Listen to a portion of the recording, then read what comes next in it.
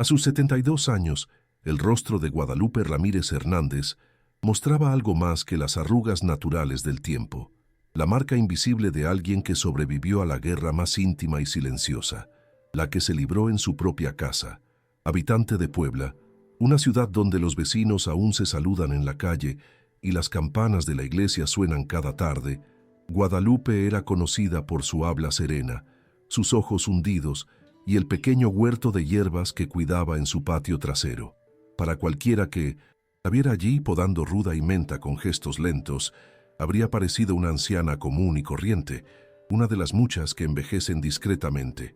Pero detrás de esa serenidad yacía una historia que, al ser contada, dejaba sin aliento al oyente, porque ni siquiera los relatos más oscuros de la literatura se atreverían a tocar tal crueldad con tanta precisión. Y sin embargo, allí estaba, viva, de pie, entera, como podría estarlo. En la mañana del día que lo cambiaría todo, Guadalupe despertó con la garganta seca y las sábanas pegadas al cuerpo. El verano mexicano hacía que la casa se sintiera como un horno de ladrillos, sofocante y opresiva. Pero no era el calor lo que la sofocaba. Antes, siquiera de abrir los ojos, oyó los pasos de Miguel en el pasillo. Arrastraban los pies, impacientes. Conocía el sonido. Por un segundo, deseó que se hubiera ido a trabajar, aunque sabía que no había trabajado en años. Desde el derrame cerebral de hacía casi una década, había perdido gran parte del movimiento del lado izquierdo del cuerpo. Su habla, aunque presente, salía arrastrada, lenta, casi rogando ser entendida. Dependía de él para todo: higiene, comida, transporte, y por mucho que intentara no perder la esperanza, había días en los que deseaba no despertar. Hoy sería diferente. Aún no lo sabía, pero hoy sería el día en que el ciclo se rompería.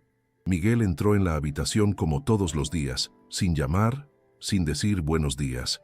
Su rostro era demasiado joven para el veneno en sus ojos. A sus 30 y pocos años, lucía barba permanente y una camiseta descolorida con el logo de una vieja banda de la que él nunca había oído hablar. Caminó hacia la cama como un enfermero de guardia, pero no había dulzura en sus gestos. «Vamos a levantarnos, mami», dijo con esa voz que intentaba sonar cariñosa al mundo, pero que Guadalupe conocía como la puerta de entrada a otro día de horror. La rutina se repetía con cruel precisión. La alzó con demasiada fuerza, la llevó al baño, la desvistió a toda prisa y la tocó con una frialdad que jamás asociaría con un hijo varón. Y sin embargo, era su hijo, el que había parido con dolor y esperanza, el que la había visto dar sus primeros pasos en una habitación estrecha de cemento crudo, el que la había alimentado con frijoles y sueños, incluso cuando su dinero apenas cubría la gasolina. Con cada gesto invasivo, recordaba los días en que lo acunaba, las promesas que se había hecho a sí misma de criar a un buen hombre. Y lloró, no con lágrimas, que hacía tiempo que se habían secado, sino con todo su cuerpo que temblaba, se encogía, implorando un cierre. Ese día, sin embargo, algo diferente la embargó, una sensación apenas perceptible, como una chispa encendida en la oscuridad. Era como si algo en su interior, quizás la última chispa de dignidad, se negara a morir. Cuando Miguel salió de la habitación, dejándola semidesnuda y humillada, se quedó mirando al techo con una concentración que no había sentido en meses. Intentó mover la pierna izquierda, nada. Volvió a intentarlo. Un pequeño espasmo, suficiente para que una idea absurda cobrara forma. Necesitaba gritar, no como antes, ahogada entre los dientes, sin sonido. Necesitaba gritar de verdad. Alguien la oiría. Alguien necesitaba oírla. Y fue con esta intención más instintiva que racional que pasó el resto de la mañana reuniendo fuerzas, palabra a palabra, sonido a sonido, hasta formular una frase simple y precisa. Mientras Miguel encendía el televisor de la sala y se perdía en los videojuegos, Guadalupe se concentraba como si planeara un salto al vacío. Ayuda, solo eso. Una palabra que nunca se había atrevido a pronunciar en voz alta. Pero ese día, y solo ese día, tendría la fuerza de un terremoto. Guadalupe esperó hasta primera hora de la tarde. Sabía que alrededor de las 2, Miguel solía encerrarse en su habitación, jugando videojuegos con los auriculares a todo volumen y solo saliendo cuando tenía hambre. Era el único momento en que la casa permanecía en silencio, sin órdenes, sin amenazas, sin toques invasivos disfrazados de cariño. El calor apretaba, y el viejo y ruidoso ventilador empujaba el aire como un suspiro cansado. Sentía cada gota de sudor resbalándole por el cuello, pero no le importaba. Estaba allí, tumbada en el mismo sitio de siempre, y sin embargo, algo era diferente. Sus ojos estaban fijos en la ventana entreabierta. Afuera, el sonido de niños jugando en la calle, el ladrido de un perro lejano, y de vez en cuando, la voz de la vecina Lucía gritándole a su nieto. Guadalupe la esperaba a ella. Lucía, la única persona que aún aparecía en la puerta de vez en cuando para preguntar, con una sonrisa falsa y avergonzada, ¿cómo está la señora Guadalupe? Miguel siempre respondía por ella, pero ese día se preguntó, ¿y si estuviera al otro lado del muro ahora mismo? ¿Y si esta fuera su última oportunidad? A las 2:13 p.m., con el corazón latiendo como una puerta a punto de derribarla, Guadalupe respiró hondo y forzó un sonido. El primer sonido salió entrecortado, como un gemido ahogado. Esperó un minuto, se mordió el labio con fuerza, cerró los ojos y lo intentó de nuevo. ¡Socorro!, gritó, o al menos creyó gritar. El sonido fue más fuerte de lo esperado, pero aún débil para lo que requería el momento. No pudo detenerse. Reunió el poco aire que le quedaba y volvió a gritar, ¡socorro! Esta vez sintió la vibración en el pecho. Miguel no la oyó. El juego, los auriculares y su indiferencia lo protegían del mundo real. Pero afuera Lucía se detuvo. Estaba regando las plantas cuando lo oyó por segunda vez. Se detuvo con la manguera en el aire. Frunció el ceño. Lo oyó de nuevo. ¡Socorro! La voz le sonaba, pero distorsionada por la desesperación. Sin pensarlo, dejó caer el agua y corrió hacia la reja. «¿Doña Guadalupe?», gritó. No hubo respuesta. Solo silencio. Pero era el tipo de silencio que grita, y Lucía lo supo. Algo andaba muy, muy mal. Lucía entreabrió la puerta con un clic, seco. Miguel tenía la costumbre de cerrarla con candado solo de noche. Durante el día, confiaba en que nadie se atrevería a entrar, y de hecho, durante años, nadie se atrevió. Pero ahora, Lucía no lo dudó. Sus pasos fueron cortos y firmes hacia la puerta principal, que encontró entreabierta. Entró llamando a gritos. «Michael, Guadalupe, ¿está todo bien?». El sonido de la televisión provenía de la sala, y Miguel, absorto en el sofá con el control remoto en la mano, ni siquiera notó su presencia al principio. Solo cuando apareció en la puerta, se quitó los auriculares, sobresaltado. «¿Qué hace aquí, señorita Lucía?», preguntó, intentando sonar natural, pero el sudor ya le empezaba a cubrir las sienes. Ella no respondió de inmediato. Sus ojos recorrieron la habitación, alerta. «Oí gritos», dijo con firmeza. Michael soltó una risa forzada. «Oh, debió ser la tele. Estoy jugando. Estaba en una parte tensa». Lucía permaneció inmóvil. «Quiero ver a Guadalupe».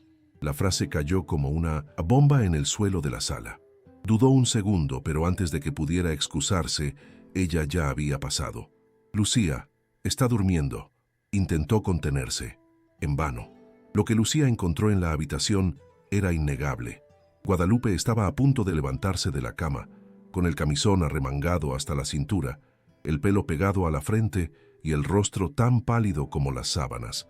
Pero fue su mirada, esa mirada de silenciosa urgencia, vergüenza y súplica, la que alejó cualquier duda del corazón de 1900. Su vecina. «Dios mío», murmuró Lucía, llevándose la mano a la boca. Miguel apareció detrás de ella, balbuceando palabras incoherentes, intentando ocultar el cuerpo de su madre con la sábana, diciendo que se había caído y que él la ayudaría. Pero ya era demasiado tarde. Lucía ya estaba sacando su celular del bolsillo, marcando directamente al 911 con voz temblorosa pero firme. «Hay una anciana que necesita ayuda urgente. Creo que su propio hijo la está maltratando». Miguel intentó agarrar el teléfono, pero Lucía fue rápida. Lo apartó con el codo y se encerró en el baño. En menos de 10 minutos, la ambulancia estaba en camino, y en ese momento Aún sin saber qué vendría después, Guadalupe sintió que algo finalmente se había roto. El silencio, el ciclo, el miedo. Cuando llegaron los paramédicos, Guadalupe ya estaba recostada de nuevo, tapada, con la mirada fija en el techo. No dijo nada, pero las lágrimas fluían silenciosamente. Un gesto que parecía más de alivio que de desesperación. Miguel intentó mantener una expresión de preocupación. Interpretó el papel del hijo cariñoso con la destreza de quien lleva años practicando. Estaba agitada hoy. Se cayó de la cama. Está confundida. Tiene antecedentes de derrames cerebrales. Ya saben cómo es. Los profesionales de la salud, acostumbrados a las mentiras bien contadas, hicieron preguntas sencillas y directas, pero fue Lucía, con la voz entrecortada y la mirada firme, quien dijo en voz alta lo que todos allí ya intuían. Gritó pidiendo ayuda. La oí. Algo anda mal aquí. Uno de los paramédicos, joven y atento, se acercó a Guadalupe, se inclinó a su altura y le susurró. ¿Me oyes? Si es así, parpadea 2 veces. Y ella parpadeó. 2 veces, con firmeza. El joven asintió, cogió el portapapeles y lo anotó. Un gesto pequeño pero decisivo. Mientras colocaban la camilla junto a la cama, Miguel intentó impedir que la movieran. No necesita ir al hospital. Yo la cuidaré. Siempre lo he hecho. El paramédico lo miró con calma. Y ahora la atenderán profesionales, señor. El viaje al hospital fue silencioso. Guadalupe miraba el techo de la ambulancia como si fuera la primera vez que veía un techo que no la oprimía. Su cuerpo aún se sentía pesado, dolorido, exhausto, pero algo había cambiado. Por primera vez en años, se alejaba físicamente de Miguel. La camilla se mecía con cada bache del camino, y con cada sacudida sentía que un pedazo de su prisión se desprendía. En el hospital, la recibió un equipo mixto de enfermeras y trabajadoras sociales. El protocolo en estos casos exigía una entrevista con una psicóloga de guardia. El tratamiento inicial fue moderado pero efectivo. La psicóloga, una mujer de mediana edad llamada Estefanía, de mirada serena y voz firme, notó algo diferente en el silencio de Guadalupe. No era ausencia, era miedo, disfrazado de resistencia. Estefanía no insistió. Simplemente dijo, ya estás a salvo, puedes descansar, te cuidaremos. Y Guadalupe durmió, por primera vez en años, sin tener que fingir. El despertar fue lento pero diferente. Guadalupe abrió los ojos en una habitación blanca, con olor a alcohol y cloro, y por un segundo no supo dónde estaba. No hubo gritos, ni pasos pesados en el pasillo, ni manos intrusas. Había un monitor cardíaco que emitía un pitido rítmico, y la presencia silenciosa de una enfermera organizando viales en un carrito metálico. Cuando la enfermera notó que estaba despierta, se acercó con una sonrisa amable. «Buenos días, señora Guadalupe. Me llamo Rebeca. Está en el Hospital General de Puebla. Llegó ayer en ambulancia». La paciente parpadeó lentamente. Su cuerpo aún parecía atado a hilos invisibles de dolor y fatiga. Su voz era silenciosa. Rebeca lo notó. «Está bien. No necesita hablar ahora. Solo quiero que sepa que está a salvo. El equipo médico, los trabajadores sociales y el psicólogo la cuidarán. Nadie aquí la tocará sin permiso». Era una frase común, probablemente dicha a muchos pacientes vulnerables. Pero para Guadalupe fue como un pacto sagrado. Se le llenaron los ojos de lágrimas. Por primera vez alguien le hablaba como persona, no como una carga, no como una posesión. Ese mismo día, Estefanía regresó. Se sentó junto a la cama, sin sujetapapeles, sin prisa, y empezó a hablar de sí misma. Dijo que era hija de una maestra, que perdió a su madre a una edad temprana, que eligió la psicología para comprender cómo el trauma cambia a las personas desde dentro. Guadalupe simplemente escuchaba. A veces parpadeaba, a veces se le caía una lágrima. Fue solo al final de la conversación, cuando Estefanía se levantó para irse, que Guadalupe balbuceó algo, débilmente, apenas audible. La psicóloga se inclinó. «¿Qué pasa, doña Guadalupe?», y repitió, ahora con un poco más de claridad. «¿Me cree?».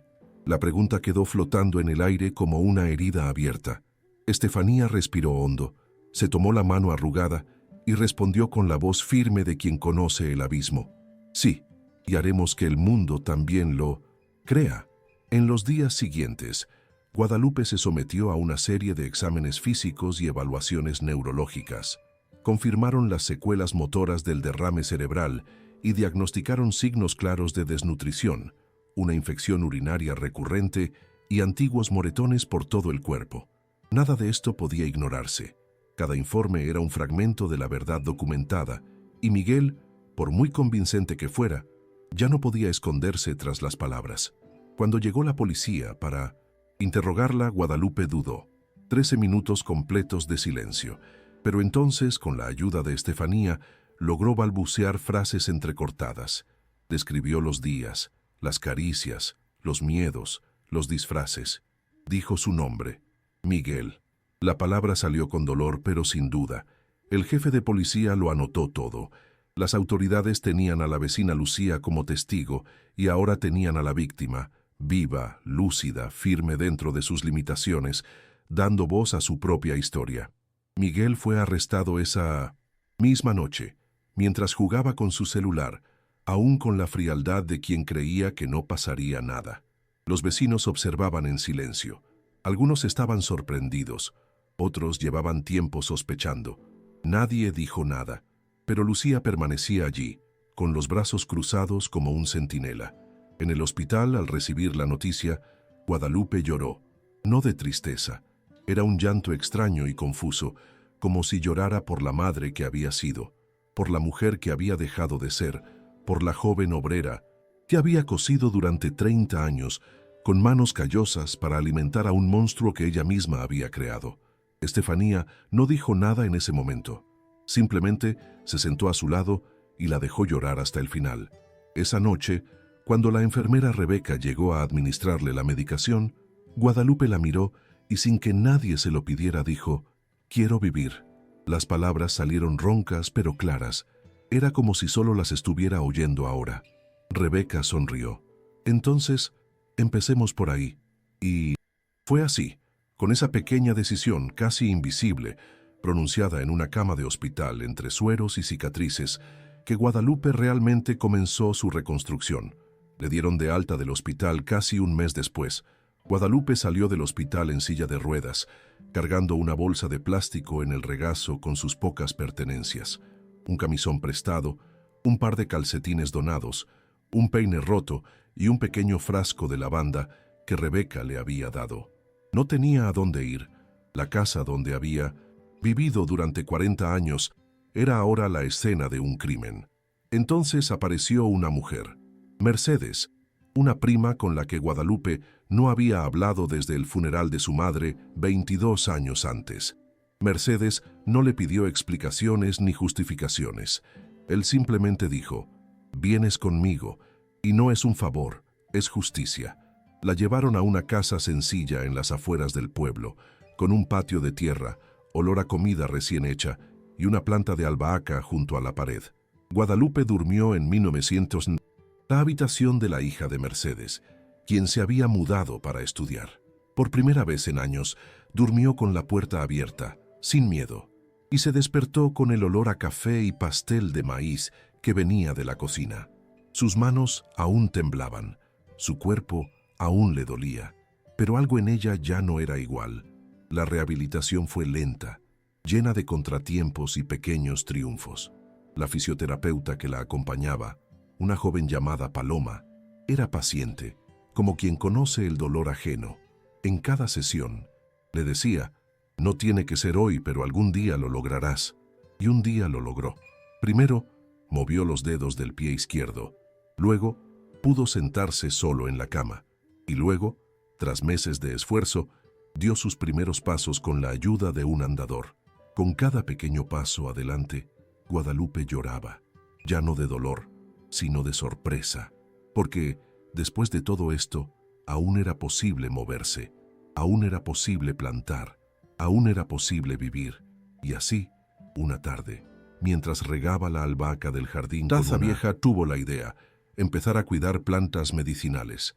Si me curan con solo mirarlas, quizá también curen a otros. Mercedes sonrió. «Vas a salvar gente, Guadalupe». Y ella respondió con una sutil sonrisa. Esta vez de una manera hermosa. Guadalupe empezó con poco, una maceta de menta, otra de hinojo, luego romero, boldo, caléndula. Leía todo lo que encontraba sobre tés, compresas e infusiones. Mercedes la llevaba a la biblioteca del barrio una vez por semana, donde pasaba horas copiando recetas y propiedades medicinales con letra temblorosa pero firme. Pronto, los vecinos empezaron a llamar a su puerta con dolencias menores, calambres, insomnio, indigestión. Guadalupe escuchaba, preparaba el té y lo repartía, con amables consejos y una mirada que decía más que 1000 palabras. La noticia corrió por los aires. Hay una señora que entiende de hierbas, que nos escucha, que tiene manos de curandera. El huerto se convirtió en un jardín, el huerto en un refugio. Las mujeres empezaron a buscarla no solo por los tés, sino por las conversaciones. Algunas llegaban en silencio, solo para sentarse en el banco a su lado y respirar. Otras se desplomaban entre una infusión de manzanilla y un puñado de lágrimas. Y fue una de esas tardes, mientras una joven madre lloraba tras escapar de una pareja abusiva, que Guadalupe tuvo una nueva idea: crear un grupo de apoyo para mujeres víctimas de violencia. Yo no sabía por dónde empezar, pero él sabía, mejor que nadie, dónde solía terminar todo. Y eso fue suficiente. El grupo comenzó en un círculo improvisado de sillas de plástico, bajo la sombra de un árbol en el patio trasero. Había 5 mujeres en la primera reunión, luego 10, 15, 30. Algunas simplemente escuchaban, otras hablaban con la voz entrecortada, con la cabeza gacha. Algunas lloraban, algunas reían nerviosamente, algunas agarraban con fuerza la mano de una vecina. Guadalupe no se apropió del grupo, era más como un puente. Ofrecía té, silencio y presencia. De vez en cuando compartía fragmentos de su propia historia, no para victimizarse, sino para recordarnos que era posible escapar, que había una vida después de la muerte, que había vida después del miedo. Y fue así, con dulzura y valentía, que se convirtió en un modelo a seguir. Una mujer que había estado rota por dentro, pero que ahora se convertía en un refugio para otras mujeres en ruinas, y que, en silencio, enseñaba a todos que es posible empezar de nuevo, incluso cuando todo parece muerto. Con el tiempo, Guadalupe empezó a ser invitada a hablar en escuelas, iglesias y centros comunitarios, siempre con la misma actitud, sencilla, de voz suave, con una verdad cruda. Nunca estudió oratoria ni leyó sobre el empoderamiento femenino, pero cuando hablaba, la gente la escuchaba con el corazón abierto, porque allí había una verdad infalible, el dolor vivido, la superación conquistada poco a poco. Poco a poco, su nombre empezó a circular como símbolo de resistencia silenciosa. Alguien le sugirió que escribiera un libro. Ella rió. Ni siquiera he escrito una carta de amor, pero aceptó, siempre y cuando alguien la ayudara a transcribirla. Y así nació su primer folleto hecho a mano, La Casa Silenciosa, con una cubierta de papel reciclado e ilustraciones de una de las mujeres del grupo de apoyo. La obra se distribuyó, se leyó en voz alta en grupos y se fotocopió en escuelas públicas. Era simple, pero conmovedora. La historia de una mujer que estuvo prisionera en su propia casa y sin embargo decidió prosperar. Y más que un libro, ese cuaderno cosido a mano se convirtió en un faro, un recordatorio de que ninguna mujer está sola y que incluso en una habitación oscura, la puerta podría abrirse algún día. Guadalupe también redescubrió algo que creía extinto: el amor. Apareció lentamente, como si no quisiera asustarla. Se llamaba Ernesto, viudo, vendedor de plantas, y tenía una serena tristeza en la mirada, igual que la de ella. Se conocieron por casualidad cuando él entregó esquejes de melisa al grupo. Se hicieron amigos, más tarde cómplices de largos silencios y miradas tiernas. Nunca la apremió, nunca se entrometió, nunca le exigió nada. Simplemente estaba ahí, y con el tiempo ella lo dejó entrar, no solo en su casa, sino en su corazón. No hablaron de matrimonio ni de votos eternos. Simplemente tomaron café juntos cada mañana, cuidaron las plantas y rieron de viejos recuerdos como dos sobrevivientes que conocen el valor de una tarde tranquila. Y así, por primera vez desde su juventud, Guadalupe sintió que finalmente estaba en paz. Era una tarde despejada con una brisa cálida cuando Guadalupe recibió la visita que traería el pasado a su puerta, no en recuerdos, sino en carne y hueso. Estaba en el patio trasero reorganizando las macetas de romero cuando Mercedes apareció por la puerta de la cocina con un sobre blanco en la mano y una mirada vacilante. «Es de la penitenciaría», dijo. Guadalupe se secó las manos en el delantal, tomó el sobre pero no lo abrió de inmediato. Se sentó lentamente en la banca de madera junto al árbol de jabuticaba. Solo entonces rasgó el papel con dedos temblorosos. Dentro, una carta corta, de Miguel. Decía que estaba enfermo, débil, con insuficiencia renal parcial. Decía que no tenía a dónde ir, que pensaba en ella todos los días. Y al final había una súplica. «Perdóname, madre, ayúdame, no tengo a nadie más». Guadalupe lo leyó todo en un silencio denso. Lo releyó. Luego colocó la carta en su regazo, mirando al horizonte como si buscara alguna respuesta en el viento. Durante los siguientes días, la carta permaneció allí, en la mesa de la esquina de la sala, entre un tarro de miel y una estatua de la Virgen. Ernesto no hizo comentarios, ni Mercedes tampoco. Todos sabían que la decisión era suya, y solo suya. Guadalupe reflexionó profundamente. Recorrió los pasillos de su memoria, reviviendo cada dolor, cada silencio impuesto, cada súplica ignorada. Pensó en cómo Miguel la llamaba mi vieja delante de los demás, mientras la violaba en la sombra. Pensó en las veces que quiso morir. Y sobre todo, pensó en la mujer que era hoy, en el círculo de apoyo, en las manos sanadoras, en el cuerpo que volvía a caminar, en el patio lleno de vida, en la paz que él había construido poco a poco. Y entonces comprendió. Ayudar a Miguel sería traicionar todo eso. Sería traicionarse a sí misma. El domingo siguiente, escribió una breve respuesta, la dobló con calma y le pidió a Mercedes que la entregara. «Espero que algún día entiendas lo que has hecho. No te deseo ningún mal, pero mi tiempo de servirte ha terminado. Que Dios te cuide». Y cuando firmó, no escribió mamá. Simplemente firmó Guadalupe, como si, por primera vez, se reconociera por completo. La respuesta de Guadalupe nunca llegó, ni en forma de una nueva carta, ni en un silencio resentido. Miguel desapareció de la narración como un eco que finalmente se desvanece, y con eso, algo dentro de ella también se aquietó. No hubo celebración, ni alivio inmediato, pero una paz silenciosa reemplazó el lugar que antes ocupaba el miedo.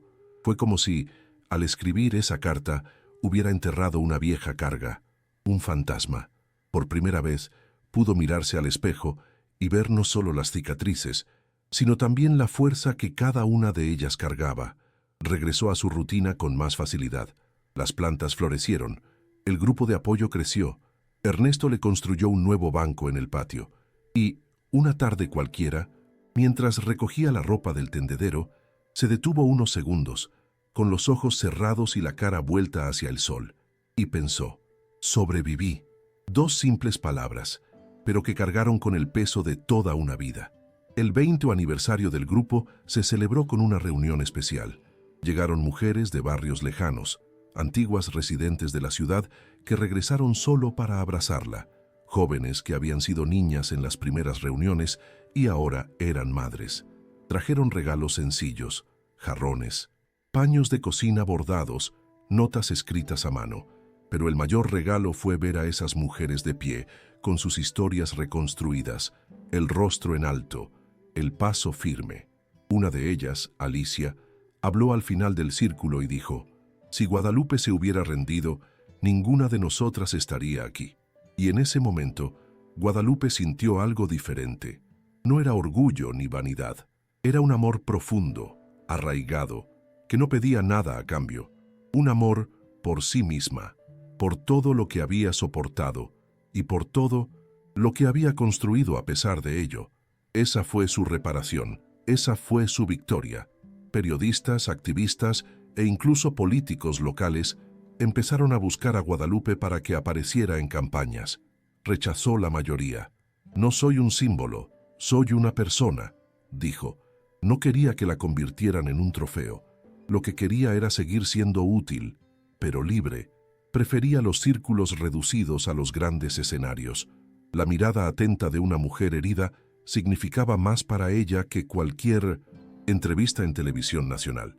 Aún así, aceptó una invitación especial: participar en un documental sobre mujeres invisibles que sobrevivieron a la violencia doméstica. Se sentó frente a la cámara con la misma serenidad con la que recogía hojas de romero. Sin maquillaje, sin guión, sin miedo. Lo contó todo: el dolor, la vergüenza, la ira, la culpa. Y al final, mirando directamente al lente, dijo: no soy la excepción, soy la prueba de que es posible. Pero nadie debería pasar por lo que yo pasé. Nadie. La grabación conmovió a todo el equipo. El video se hizo viral. Miles de mujeres comenzaron a escribir al grupo. Algunos viajaron kilómetros para escuchar a Guadalupe en vivo. Otros enviaron cartas con lágrimas secas en el papel. Ernesto vio el documental a su lado en la sencilla sala, descalzo y con una taza de té en las manos. Al terminar, no dijo nada. Simplemente la miró con un amor tan profundo que no necesitaba palabras. Esa noche, Guadalupe no durmió.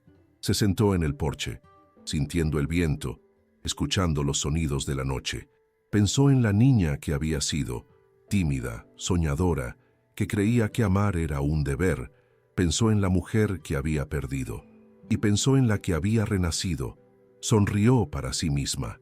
Ya no necesitaba aprobación, perdón ni explicaciones.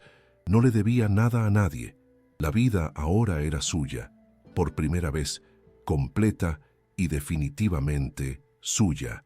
Y esta conciencia fue más sanadora que cualquier té que yo hubiera preparado. Era el tipo de sanación que no provenía de hierbas, sino de las profundas raíces que había plantado en su interior. Con los años, Guadalupe se convirtió en una especie de matriarca del barrio, pero sin formalidad, sin pompa. Era la mujer del jardín florido, del té curativo, la que escuchaba atentamente. Los niños llamaban a su puerta para pedir bendiciones. Los adolescentes acudían en busca de consejo antes de su primera cita. Reía con ganas, daba recomendaciones con dulzura y firmeza, pero siempre recordaba: el respeto empieza por el propio cuerpo. Nunca lo olviden. Sus palabras se convirtieron en pequeñas máximas que circulaban entre casas, en salones de belleza, en las filas del supermercado. Y si antes había vivido años de absoluto silencio, ahora su voz resonaba en lugares que jamás imaginó alcanzar. Las mujeres del grupo, ya mayores, sugirieron abrir un pequeño espacio físico, un refugio. Guadalupe dudó, pero aceptó. El lugar se llamó Casa Raíz, un nombre que eligió porque, como decía, la raíz es lo que sostiene, incluso cuando no se ve. Casa Raíz se convirtió rápidamente en un refugio para mujeres en situaciones de emergencia y un espacio para la reconstrucción. Contaba con una habitación con literas, una cocina y un huerto comunitario donde todas ayudaban a plantar. No era un refugio institucional, era un hogar temporal, hecho de manos, historias y silencios compartidos. Guadalupe no vivía allí, pero venía todos los días. Se sentaba bajo el mismo árbol del patio trasero, donde años antes la había visto renacer, y saludaba a cada mujer con la misma frase: «Estás viva, y eso es suficiente por hoy». Muchas llegaban sin poder responder. Algunas huían, otras eran expulsadas, pero todas, de alguna manera, encontraron en ella un espejo y un rumbo, porque Guadalupe no prometía milagros, prometía compañía, y para alguien que había pasado años prisionera de su propia piel, eso era más que suficiente. Era libertad. Una mañana, mientras Guadalupe organizaba bolsas de hierbas secas para un bazar benéfico, recibió una visita inesperada. Una joven de 20 y pocos años, de rostro delgado y mirada atenta. Se llamaba Camila. Había venido de muy lejos, tras ver el documental y armarse de valor durante meses. «No me conoces», empezó, «pero conozco tu historia. Y salvó la mía». Explicó que vivía con un padrastro maltratador a quien su madre fingía no ver, que intentó huir 2 veces y que, al oír a Guadalupe decir en la pantalla que nadie debería pasar por esto, decidió irse. Tomó una mochila, un poco de dinero y se fue. Llegó a Casa Raíz, asustada pero decidida. Guadalupe escuchó en silencio, sujetando firmemente la mano de la joven. Cuando terminó, llorando, Guadalupe se levantó lentamente, acercó una silla y dijo: «Entonces, siéntate, estás aquí».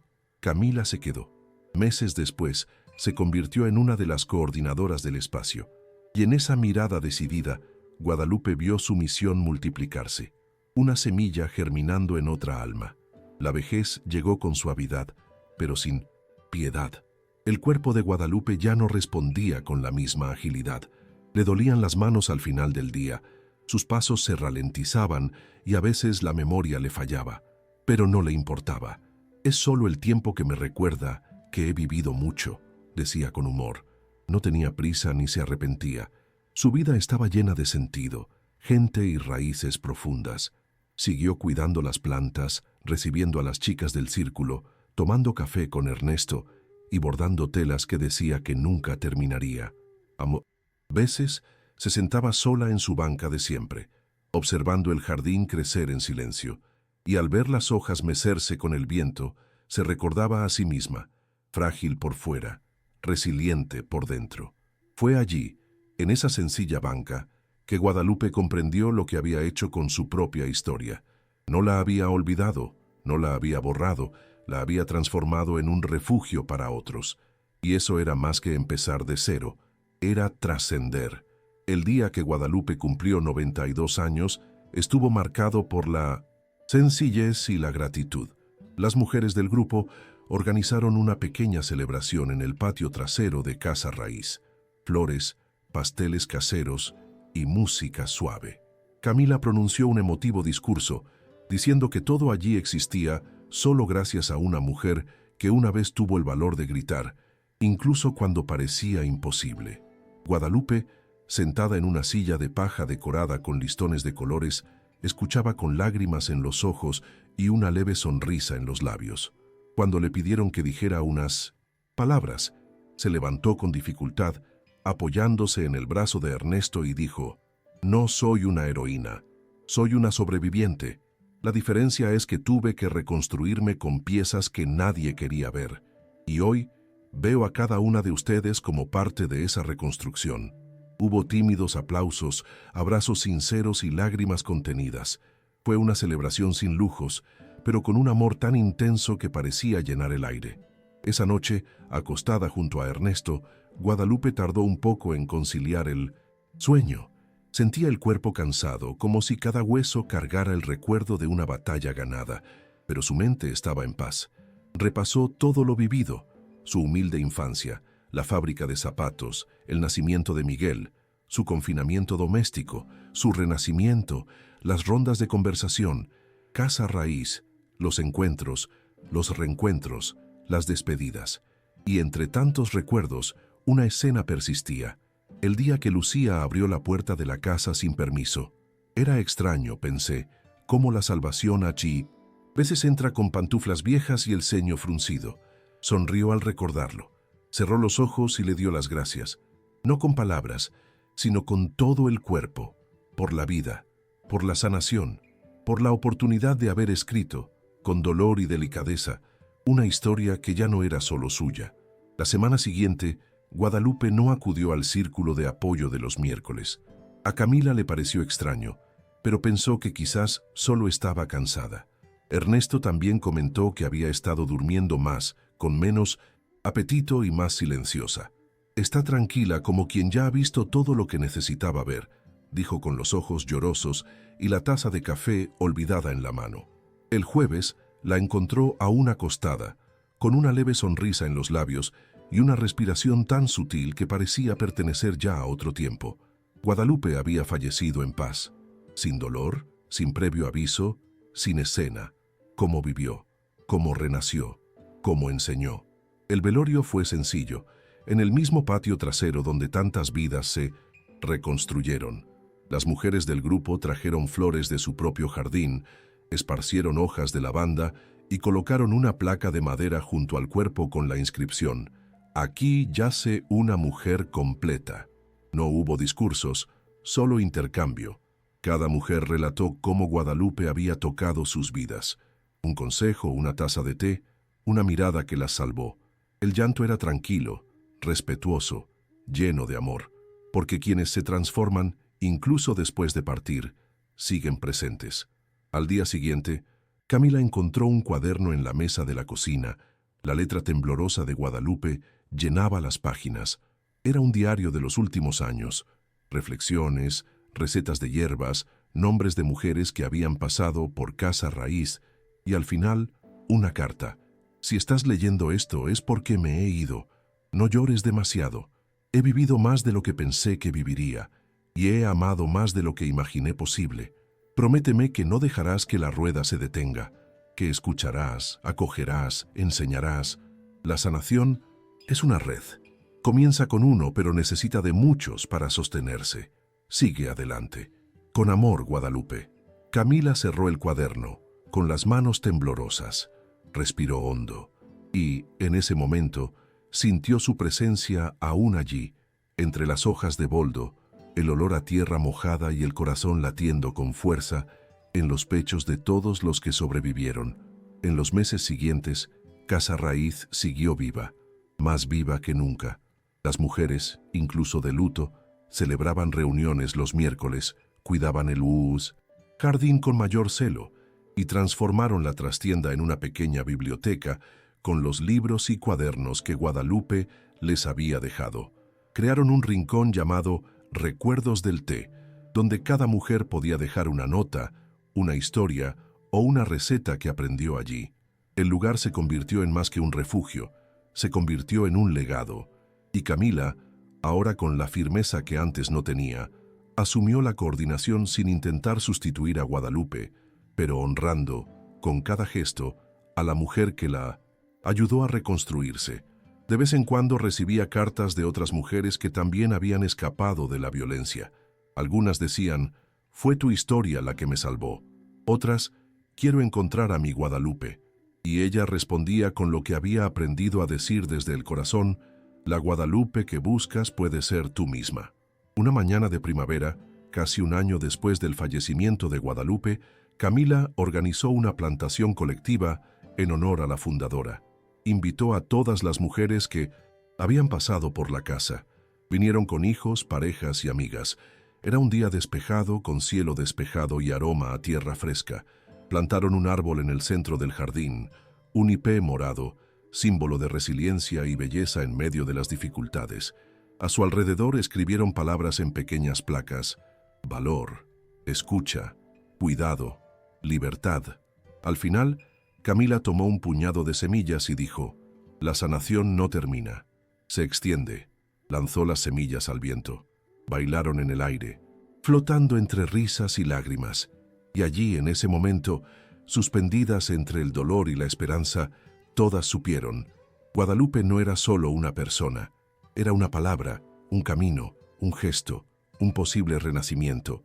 Con el paso de los años, la historia de Guadalupe trascendió fronteras.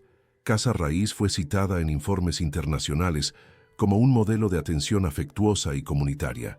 Estudiantes de psicología, trabajo social y enfermería visitaron el espacio para aprender lo que no se enseñaba en los libros: el poder de la escucha, el contacto respetuoso y la presencia constante. Camila y otras mujeres del grupo comenzaron a capacitar a multiplicadores en otras ciudades, llevando adelante la metodología de vida de Guadalupe, no en manuales, sino en círculos con té y charlas en los porches. Cuando se les preguntaba si consideraban expandirse, abrir franquicias o profesionalizar el proyecto, Camila sonreía y respondía, no crecemos hacia arriba, nos extendemos como raíces, porque allí cada historia era sagrada. Cada cicatriz se recordaba con cariño, no como debilidad, sino como prueba de que la resistencia también es una forma de existir. Y en todo lo que hacían prevalecía el mismo principio. Allí nadie debía nada a quienes intentaron destruirlos. Ya se había hecho justicia, y su nombre era Reinicio. Hoy, quien visita el patio de Casa Raíz encuentra el hipé morado ya grande y florecido, con sus hojas danzando al viento como pequeños gestos del pasado. El banco de madera donde Guadalupe se sentó permanece allí, firme, con una placa que dice: floreció donde intentaron enterrarla. Siempre hay alguien regando las plantas, limpiando el porche, preparando infusiones. El tiempo pasa, la gente cambia, pero el espíritu permanece. Guadalupe Ramírez Hernández no ha sido olvidada porque lo que transforma no se puede borrar. Su ausencia es presencia, su dolor se convirtió en semilla, su vida, un mapa para muchos otros por venir. Y así, en ese sencillo lugar donde una vez casi muere, late cada día la prueba viviente de que empezar de nuevo con dignidad es el mayor acto de justicia posible. A veces, en los días más tranquilos, cuando el cielo está nublado y las hojas del ipé se mecen como susurrando antiguos secretos, uno jura haber sentido la presencia de Guadalupe, no como un fantasma, sino como una brisa ligera, un aroma a menta recién cortada, una sensación de apoyo. Las mujeres mayores dicen que esto sucede cuando alguien nuevo llega silenciosamente, cargando con un profundo dolor. Es cuando el jardín parece escuchar más, la hierba florece con más vigor y el banco se mece suavemente, incluso sin viento. Es en esos momentos que todos recuerdan lo que ella siempre decía: no curamos las heridas ignorando el dolor, sanamos mirándolas de frente, con delicadeza. Y eso es suficiente, porque sanar no se trata de borrar el pasado, se trata de darle un nuevo lugar donde existir, un lugar donde el dolor ya no gobierna, donde el miedo ya no reside, donde la dignidad finalmente puede respirar. La historia de Guadalupe no terminó con su partida, simplemente cambió de forma. Sigue viva en las manos que cuidan, en los cuerpos que resisten, en las voces que ahora se permiten gritar. Sigue viva en cada mujer que decide partir, empezar de nuevo, decir no por primera vez. Y si algo enseña su vida, con inmensa claridad, es que no hay liberación sin verdad, ni verdad sin valentía, ni valentía sin amor propio. Guadalupe fue, hasta el mismo final, una mujer común y corriente. No tenía superpoderes ni salvadores, tenía fuerza, tenía a quienes creían, tenía a quienes la escuchaban llorar, y cuando todo parecía haber terminado, sembró, y las semillas hoy florecen, una a una, día a día, mujer a mujer,